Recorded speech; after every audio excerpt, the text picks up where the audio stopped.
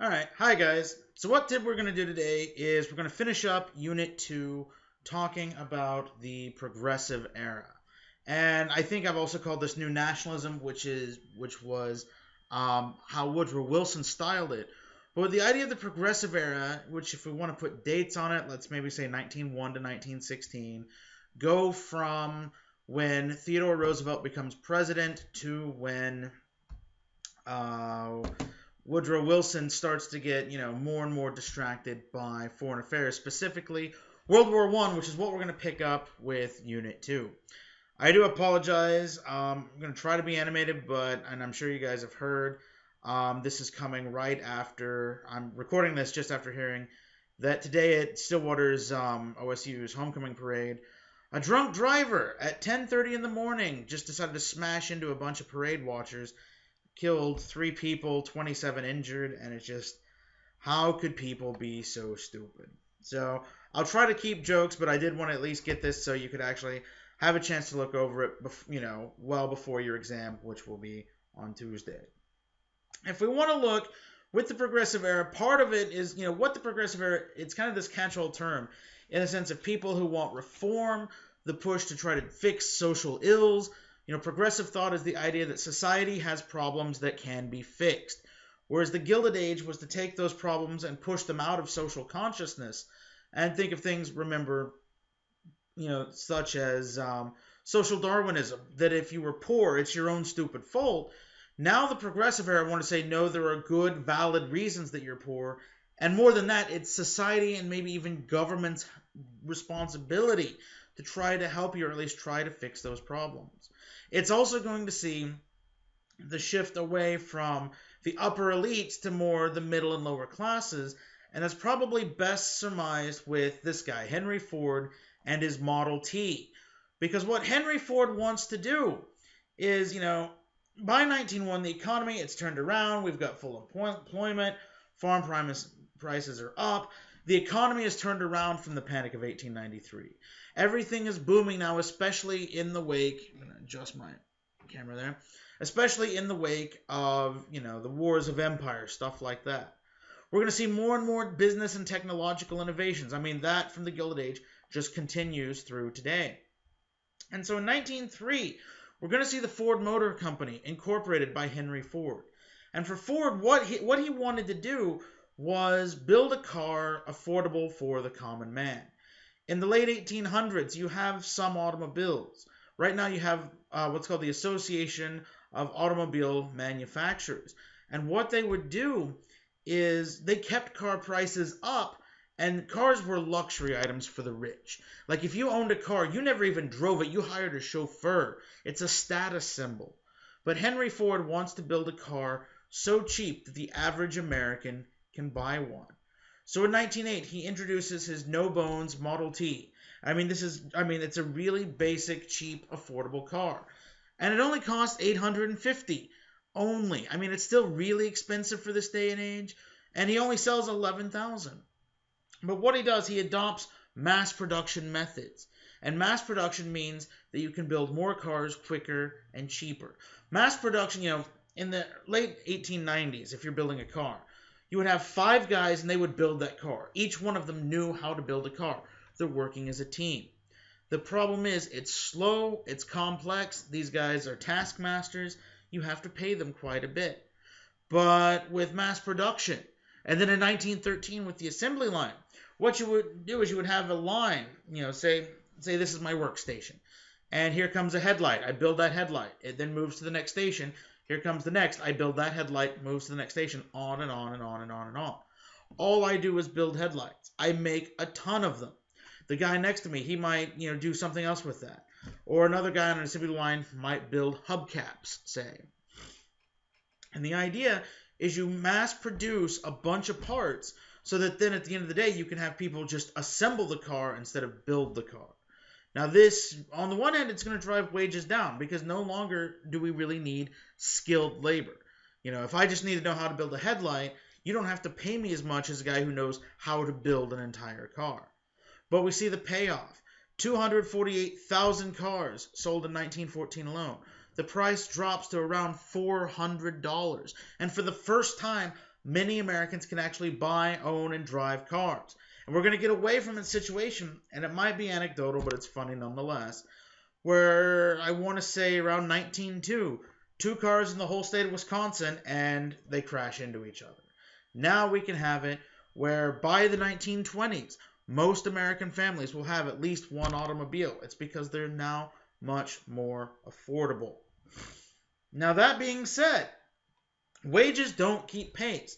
Rather than pay you more so that you can then buy the stuff, we want to make the stuff cheaper so you can buy the stuff. Ladies, age 14 to 24, 1/3 of you are going to work. And again, 24, that's when you're supposed to get married. Theoretically, what you would do is save up your money, save it up as kind of a dowry. That's what you bring to the family. But now we see 1/5 of all women work, even though it's still technically socially taboo for you to work outside the home if you're married. More and more women are doing so. In fact, African American women have to work, in higher percentages because of their, unfortunately, low socioeconomic status.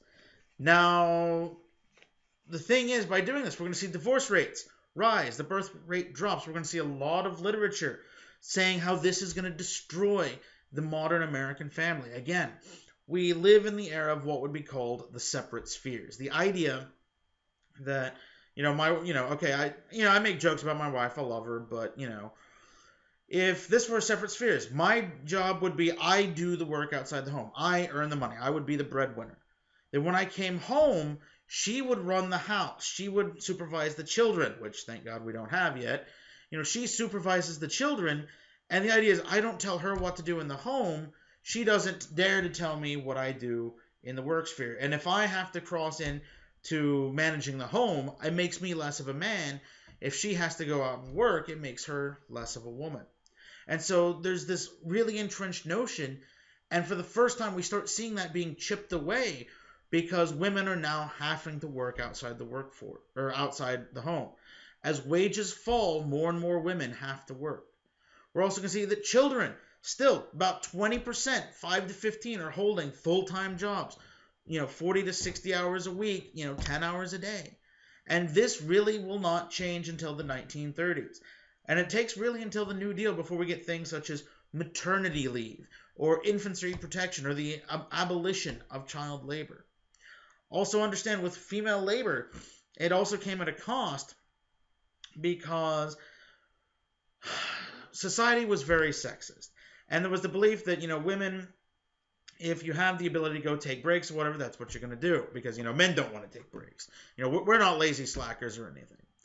And so they tried to apply scientific methods, or at least look for ways to increase productivity. And so for them, we're going to see that some of the more stupid things, we see this here at the Triangle Shirtwaist Place in 1911, because remember, women primarily employed in the textile mills. They had the idea, well, wait a minute. What if we chain the doors? Okay, you work your, say 4.5 hours. Get an hour lunch break, another 4.5 hours. Well, I don't want you taking breaks, so I'm going to chain the doors. That way you can't take a break. If you can't take a break, you're going to work. It's science. What if there's a fire? That's exactly what happens at the Triangle Shirtwaist Fire in 1911. There's a fire, women trapped on the upper floors of these skyscrapers can't get out because their employers have barred the doors. They have no choice but to burn to death or, unfortunately, dive out of the building. Understand also, Progressive Era are the seeds of change, the seeds of ideas, the realization that, hey, we need to do something. But actual change comes slowly. Actual change does not happen just yet. That is going to take much, much, much more time. And we see that, really well evidenced in African Americans and civil rights. Understand, they're still struggling to improve their place within society. We're going to see that black illiteracy will drop from 45 to 30% in only 10 years. That is fantastic. But civil rights are still well away. And I'm going to say this now. We're not going to get the civil rights movement until World War II. It literally takes African American troops saying, wait a minute, why are we going to fight to stop the Nazis who treat Jews like second-class citizens, but we come home to a segregated America where we're treated as second-class citizens? That's what starts the civil rights movement.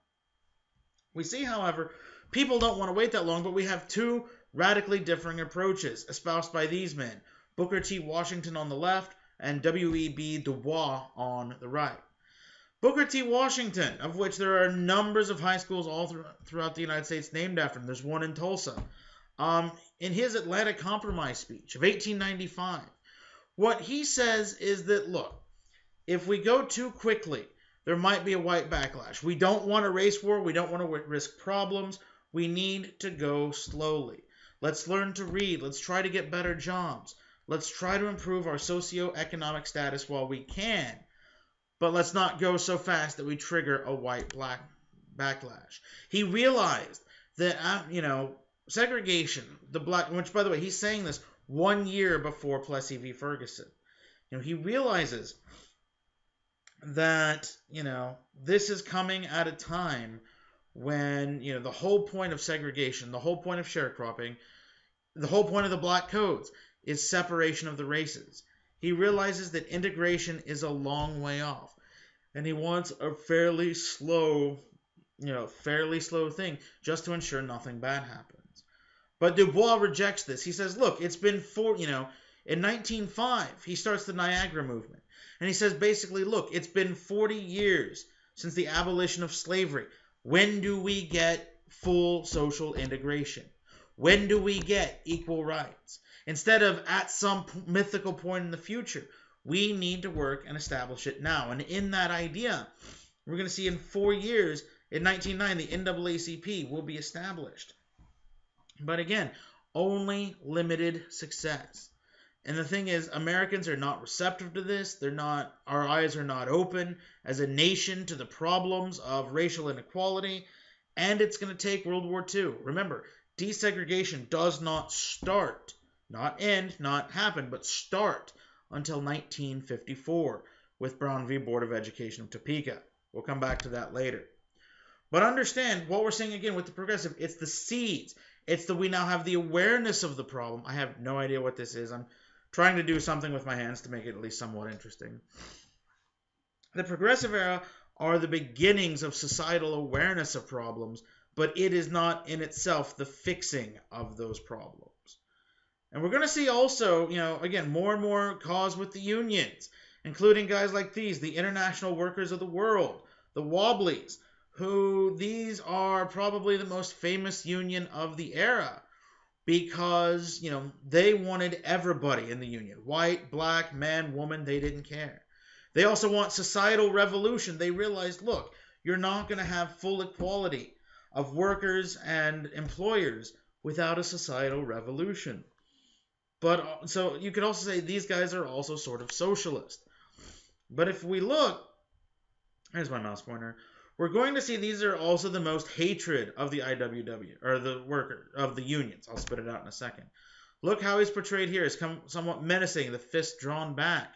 Things like terrorism, sabotage, anarchy. The idea, again, people continued to associate unions with anarchy, and the Wobblies were no exception.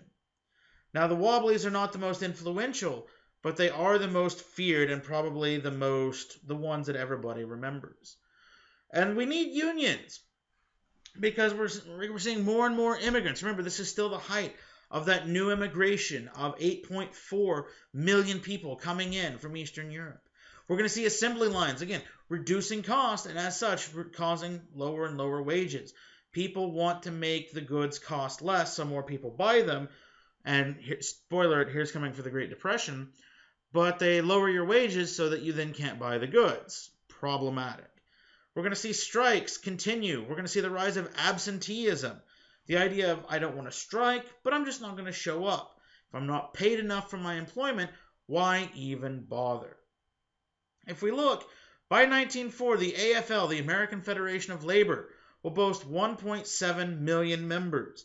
There's only roughly 130 million Americans. So that means, quite literally, more than 1 out of every 100 people in the United States, man, woman, or child, was a member of this union.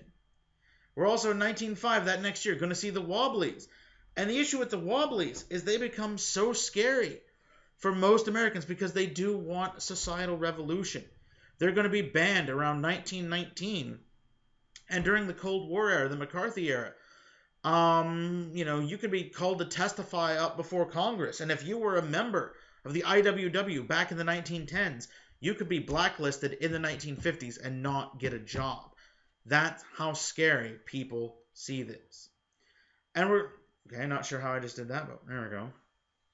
And we're going to see part of why we're going to have, unions is we have, again, that crisis of social welfare from the Gilded Age. It continues. We see so much rapid industrialization and urbanization that by 1920, half of all Americans live in rural areas, and for the first time, less than half, only about 1/3, still live on the farms. What that means is, there's an old joke, how many times do you need your car mechanic? How many times do you need a doctor? But you need a farmer 3 times a day, every day. We're going to see that now for the first time, the majority of Americans don't even live on farms. We're going to see that, prices of goods drop, more and more stuff becomes affordable, and we start to see because of those big employers, the trusts are getting broken up. We'll talk about that in a second. But because of the big employers, more and more people just flock to the city. Life expectancy will rise. The quality of life rises in the United States. But infant mortality remains fairly high, around 10% for white people, 20% for African Americans and immigrants. And if we look, if any of you have had, grandparents that were like, oh, well, I'm one of 7 children, or I'm one of 10 children. Why they did that is at this time, if you had a bunch of kids, quite literally 1 or 2 would probably, be stillborn or die in childbirth, and, 1 might not even make it to the age of 10. You had to have big families in order to try to have, make it there. Now, we don't have that today, even though I do know a lot of people like 4, 5, and 6 children, which, I would shoot myself. Quite literally, I remember my wife and I talking about kids, and she was like, and she rattled off like 4 or 5 names. She's like, well, what if we have a lot of children? Apparently saying, are we having a family or starting a puppy mill was the wrong thing to say. Gosh, was great to sleep on that night, let me tell you. But we're going to see that, big families, we are transitioning into modernity, but we're not there just yet. We're going to see more and more skyscrapers. The cities grow. With that, more crime, more violence, more disease. And we're also going to see now for the first time zoning ordinances, kind of like SimCity for real. Except whereas with SimCity, what City Manager Day would state, well, okay, you want your industrial here, you want your residential here, you want your commercial up over here. You want to make sure that, okay, here's where you live, here's where you shop, here's where you make stuff. Zoning ordinances are also used as segregation. If you've ever heard of the term wrong side of the tracks, the idea, keep the rich people over here, keep the poor people over here, and have a clear boundary between the two. Don't just make it where you're walking, and suddenly, boom, you're in a ghost town, but have tracks, have, a highway, a thoroughfare, something that differentiates the rich and the poor, or the white and the black, or the American, quote-unquote American, and the immigrant. That's where that term comes from.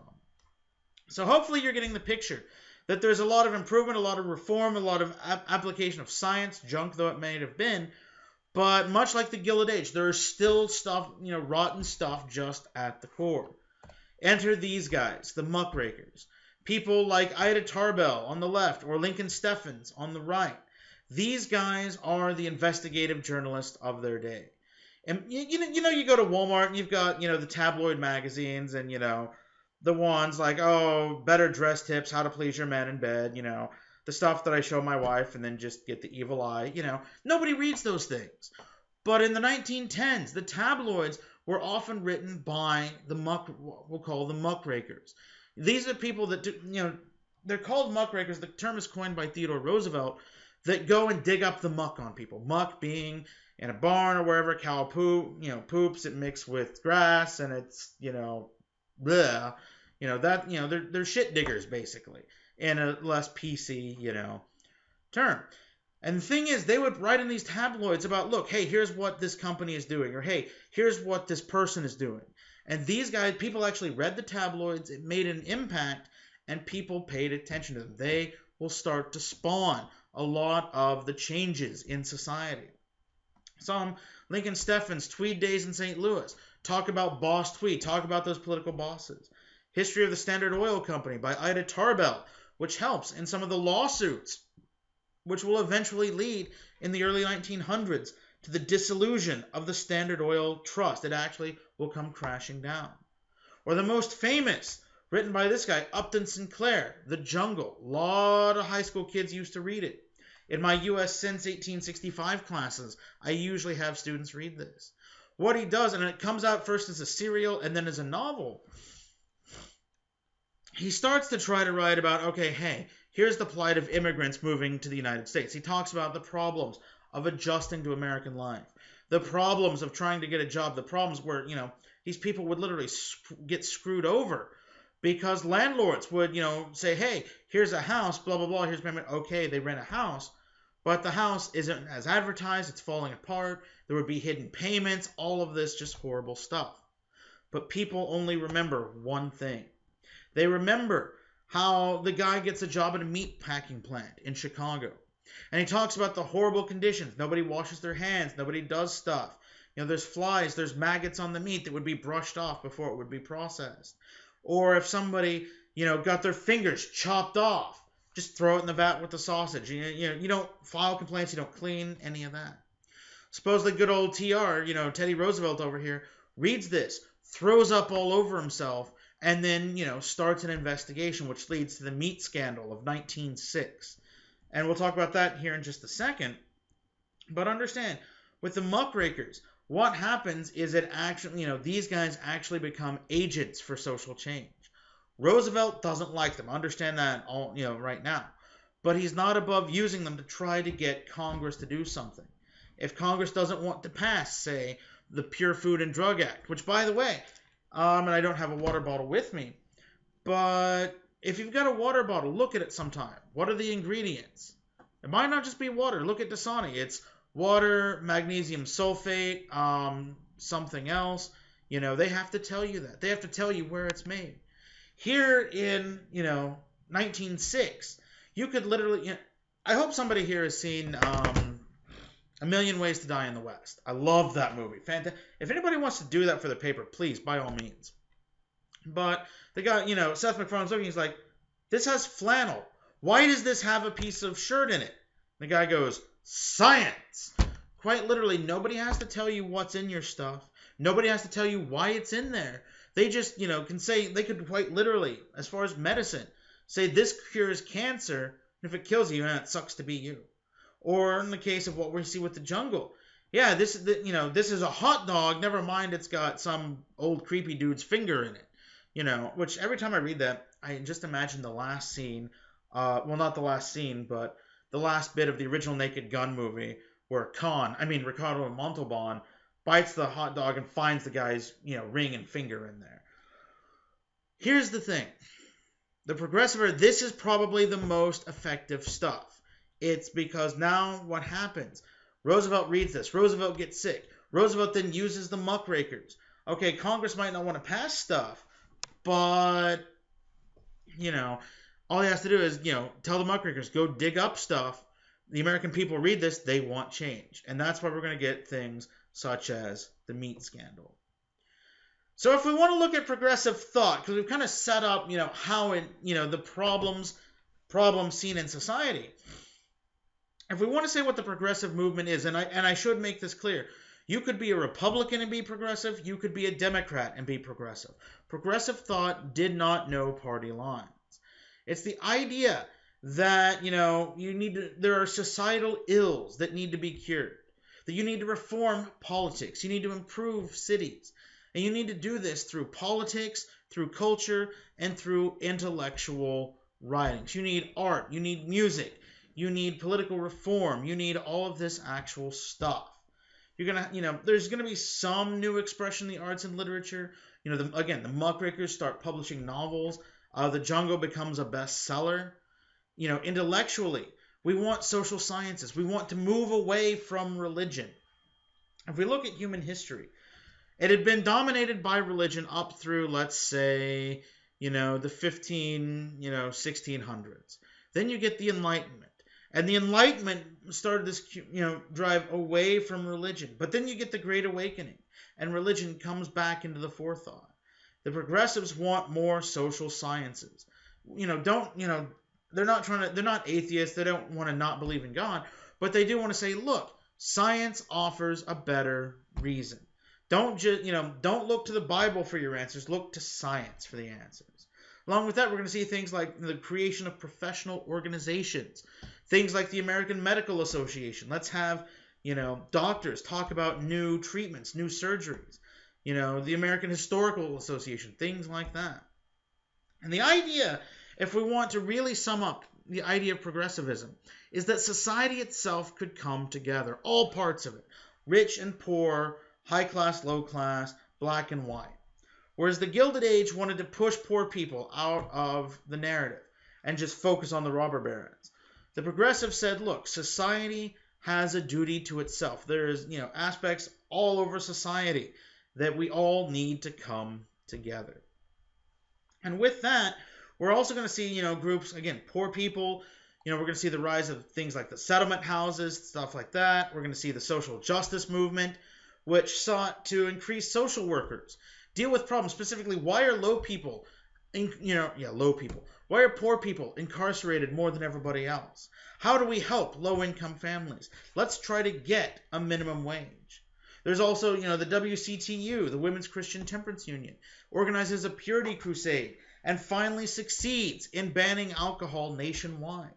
Remember how during the Gilded Age, they had said, well, look, husbands are drinking up all of their paychecks. We need to stop this. 19 states by 1916 banned alcohol. By 1920, it becomes a constitutional amendment. And we're going to see such things as lips that touch liquor shall not touch ours. Or let's invoke the troops. Will you back me or back booze? Vote yes to prohibition. Now, I have a couple of things about this. One, I mean no disrespect, but this particular lady right here with the crazy hat, that's why I'm drinking. Next thing with the troops. Imagine, you're an Army infantry guy. You're overseas fighting World War I. You come back. Now here they're telling the American people, if you don't vote prohibition, you're anti-troop. You're not for the troop. Put your mindset of the American doughboy. What's the second thing you're going to want to do when you get back home? You're going to want a beer. But now people are being told, no, I'm supporting you, so I'm saying you can't do that.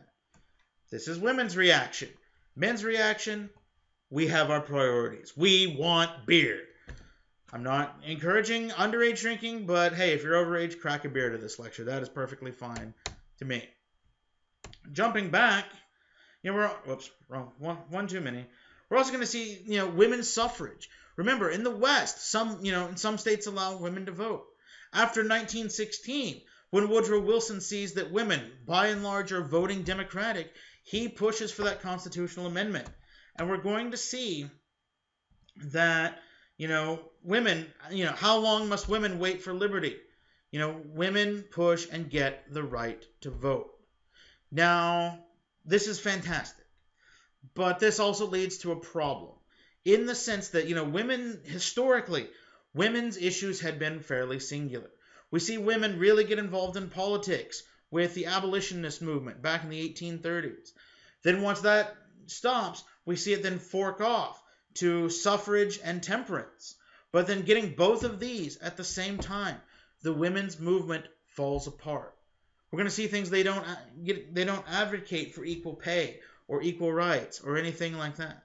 It takes until the 1960s for the birth of what we'll call second wave feminism. So understand, it's almost too successful by 1920, and it leads to a 40-year drought. So if we want to look, before we get into this, let's jump back. So if we look, the biggest successes of the progressive movement will be in women's rights, and it's going to be things like child labor, limiting child labor, pushing for the, also you could say the Pure Food and Drug Act, which we'll talk about in a second. Now, if that's what's going on domestically, foreign policy, remember the United States, it's, if the progressive movement is dominated by Roosevelt as president, we see that with him, here in, foreign policy. He's very, very, very animated. He believes in the motto of speak softly and carry a big stick. And we see that, with Roosevelt, 1904, we take over building the Panama Canal. We finish it in 1914.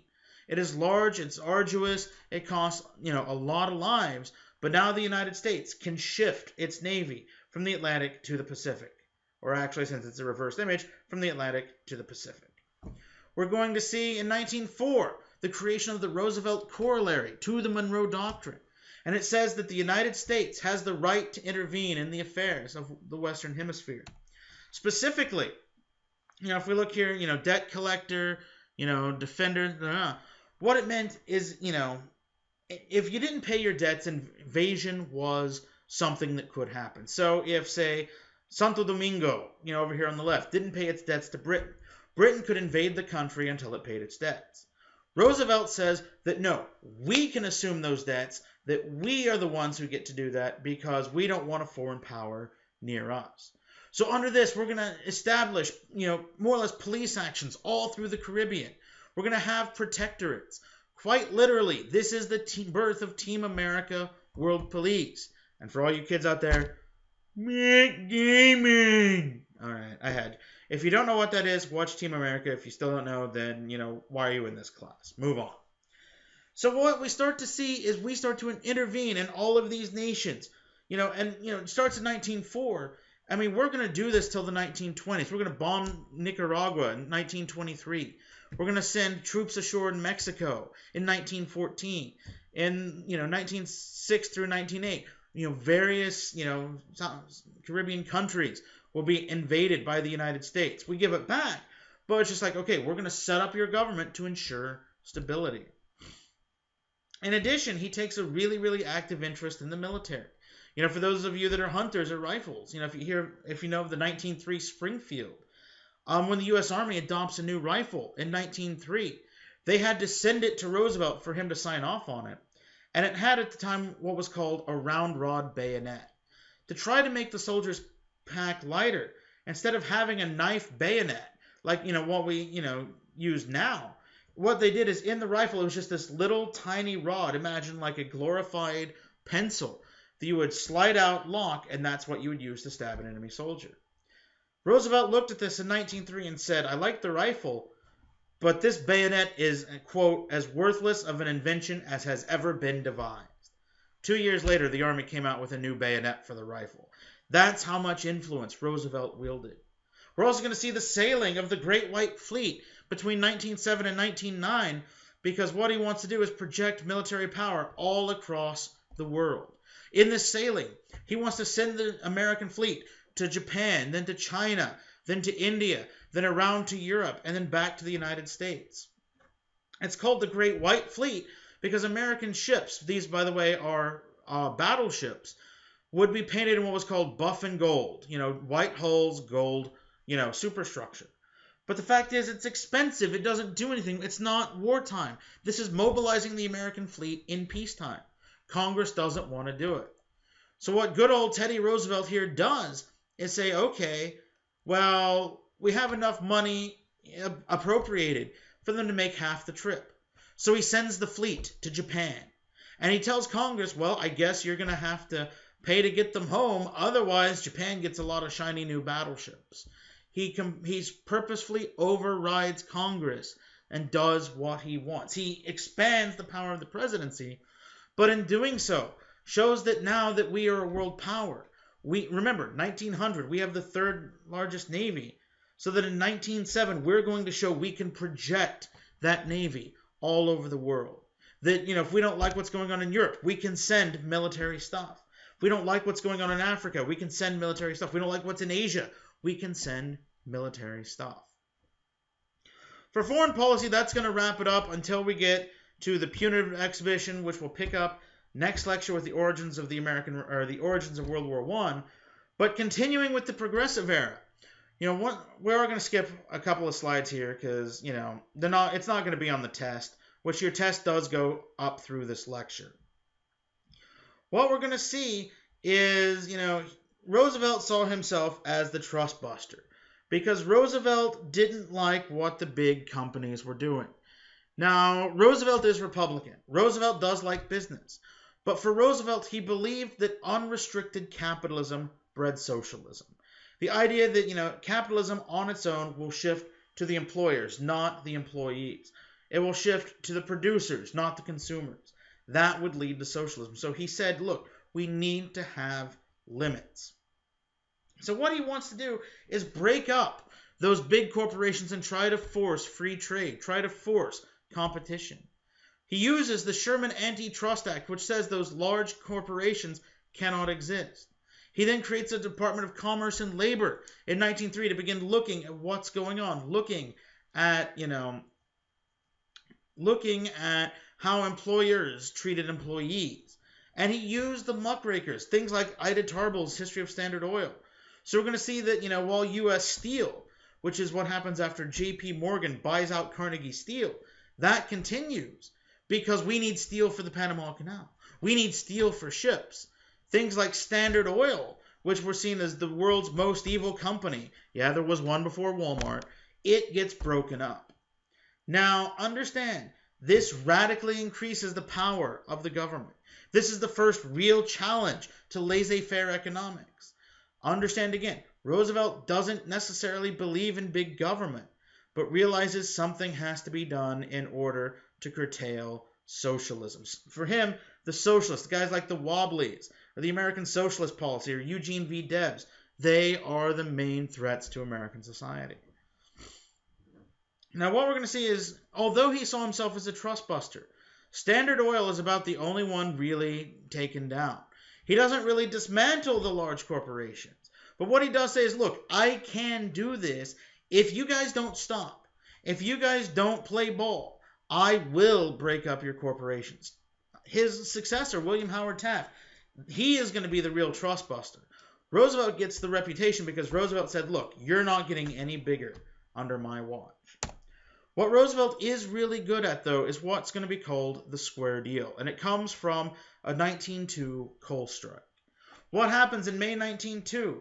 140,000 coal miners all across the United States strike for higher wages. And the employers say no. They fully expect the government to come down on their side. Now, the strike continues for months. Now, what we're going to see is, in the 1900s, coal was used for everything. It's used, in ovens. It's used in fireplaces. It's used in stoves. It's used in heating. A nationwide coal shortage happens. And we see that people, businesses, hospitals, and most importantly, schools run out of coal. And the company thinks we can use this against the employers. But people start to get angry at the companies. Give them whatever way they want. We need coal. We need it now. And Roosevelt intervenes. Now, this is 1902. Contrast 10 years earlier with the Homestead strike, or with the Pullman strike, where the Army came in. Roosevelt says no. Roosevelt says you guys need to play ball. You guys need to work it out with the employees. If you don't, I will declare a national emergency and use the Army to seize control of the mines. Now, if the government controls the coal mines, they don't make profit. So the companies reluctantly agree, and they strike a deal with the coal miners. Why this is so important is, the square deal, I'm not going to get too much into the square deal, but, understand why this is so important is Roosevelt sees the government as being what he called an honest broker. That the government now, it shouldn't side just with labor. It shouldn't say to hell with the companies. It shouldn't side with the companies and send the army against strikers. The government had that responsibility to resolve disputes between employee and employer. This is the first time the government is actually having to care about you. This is the first time the government is actually getting involved, protecting you. Remember, 1876, the most direct response that the government, had in your individual life was delivering the mail. Now the government is saying that we don't like strikes, but if you do strike for a good cause, we do at least have to pay attention to it. Continuing other aspects of the square deal. If we want to see the square deal, it's, conservation, it's reform, it's honest broker. However you want to justify it or describe it. Sorry, Not eaten yet, so my stomach's starting to growl, and I'm paying a bit more attention to that. So if we look, you've got the honest broker concept going on. You're going to have the Pure Food and Drug Act, and you're going to have land conservation. Now, with the Pure Food and Drug Act, he reads the jungle, remember. What we're going to see, he pushes through the Meat Inspection Act of 1906 that actually sets guidelines for how meat was to be inspected, government oversight.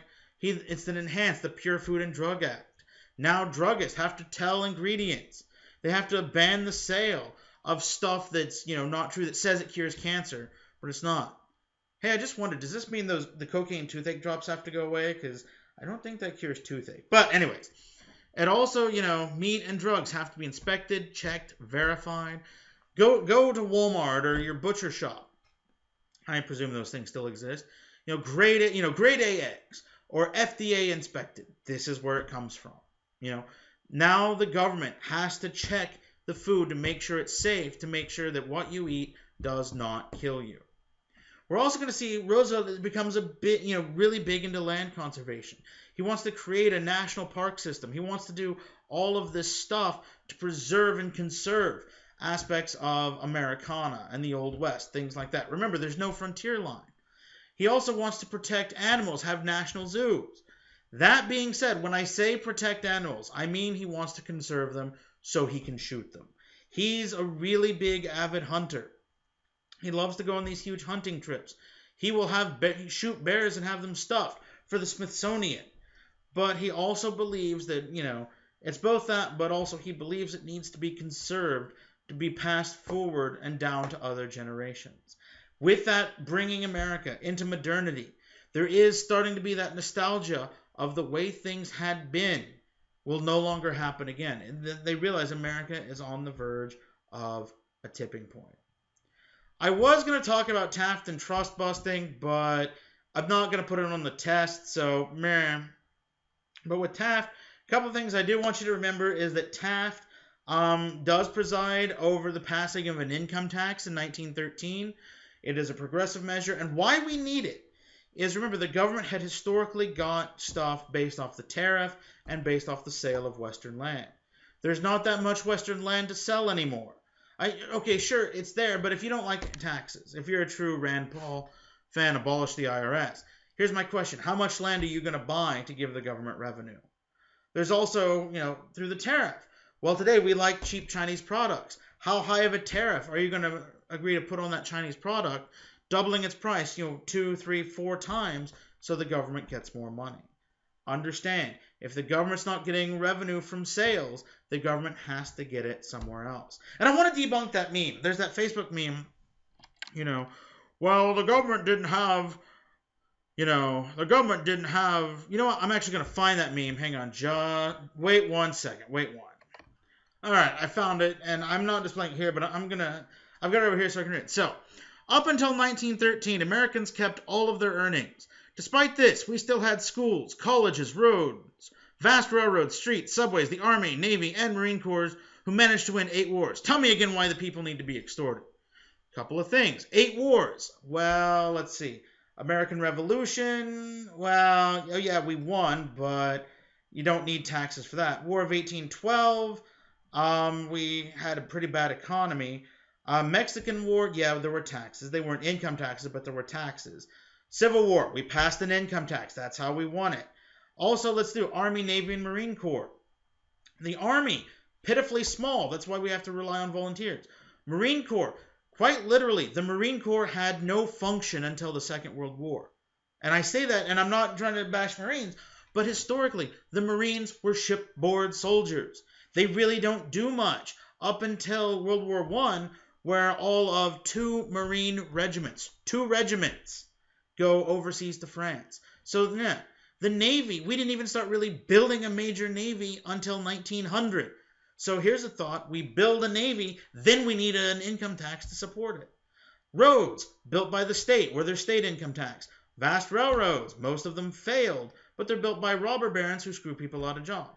Streets, state income tax. Subways, only in the big cities. Colleges, not that many. Schools, yeah, 1-room schoolhouses taught by, school marms of limited experience. Understand, we need a tax because what we have today costs stuff. Don't get me wrong, I hate paying the income tax, all right? I'm going to be pro-tax. I'm always pro-tax, seemingly, in the falls. Wait till the spring and I become anti-tax. It happens. But understand, taxes are, in fact, necessary. They might suck, but they are necessary. By the way, I hope you liked my, USS Constitution background. Now, you probably saw proof you're a history nerd. Now, what I do want you to remember about Taft is one simple thing. That Taft is the fat president that got stuck in the bathtub. And this is actually a children's book I found at a Hastings once. And I'm just thinking, oh, God, why? Seriously. Which I hope Chris Christie doesn't get isn't elected, because it's my dream to be the next fat guy to get elected and get stuck in a bathtub. And you know what? Chris Christie, just wait. I'm a better president than you. I can be a better president than you. If anybody wants to vote for me, in like 20 years, that's fine with me. If you want to assassinate me, no, please. Hopefully I'm not that bad. Well, it depends on what you say on the reviews. The last couple of things I want to talk about for the Progressive Era are the election of 1912 and then Woodrow Wilson. And Wilson, we're going to give a little short shrift because we're going to mostly focus on him in the next unit with World War I. Why I want you to remember about 1912 is, again, that idea that the idea of being progressive fractures. And what we're going to see, the Republicans who thought they were progressive. Roosevelt comes back with the Bull Moose Party, and he still thinks he's progressive. And then Wilson thought he was progressive. And what we're going to see is, again, third parties tend to split the votes. This is the first time. Well, not the first time we see it in 96, but we see it again. The big thing I want you to take away from this is the idea of just how entrenched American history was to the average person, even at this late a day. On October 14, 1912, Roosevelt is giving a speech. He had served his term. He said, okay, I need to stop. He didn't like what Taft did, and so he forms a new party. And he gives a campaign speech. And what happens before he gives it is a guy named John Schrank shoots him. Roosevelt then gives a speech, and only after a 2-hour speech goes to the doctor.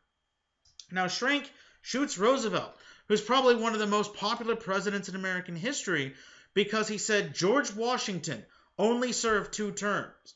Who do you think you are to serve more than 2 terms? So understand this idea of, the legacy of Washington, that 2-term limit, even though it's not codified in the Constitution, and it won't be until the 1940s, people still hold on to that really, really, tightly.